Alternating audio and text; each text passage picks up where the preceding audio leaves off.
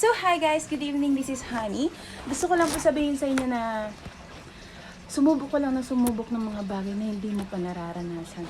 Ng mga bagay na hindi mo pa nagagawa. Diba? Hindi mo kasi malalaman na kaya mo hanggat hindi mo sinusubukan. Hanggat hindi mo pa na-achieve yung mga goals na pinapangarap mo, tuloy-tuloy ka lang. Huwag kang panghihinaan ng loob. Huwag ka rin makikinig sa mga negative na sinasabi ng iba kasi hanggat nakikinig ka sa mga sinasabi nila, nahihila ka lang nila pababa. So, hayaan mo lang sila, hayaan mo lang yung mga taong nagsasabi sa'yo ng mga negative comments or ano. Basta focus ka lang kung ano yung alam mong makakabuti sa'yo. Huwag ka rin matakot na sumubok kasi sabi nga nila, paano mo malalaman kung di mo susubukan, diba?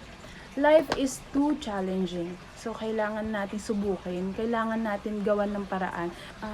Wag tayong matatakot sumubok ng mga bagong experience or ano. Wag tayong matakot sumugal, guys. Kasi, ang buhay, iisa lang yan. It's either enjoy natin with purpose or enjoy lang natin nang wala tayong ginagawa. So, ang gusto ko lang sabihin sa inyo, huwag tayong matakot sumugal. Huwag tayong matakot sumubok. Yun, hindi sugal ha. Huwag tayong matakot sumubok ng mga bago na alam din natin na kaya natin. Kasi once na sinubukan natin at nalaman mong kaya mo, o di ba napakasarap sa pakiramdam. So, hayaan na natin yung mga negative na sinasabi ng iba. Yun lang para wala ka naman dapat patunayan sa kanila. Kailangan ma-achieve mo yung pangarap mo. And that's the final.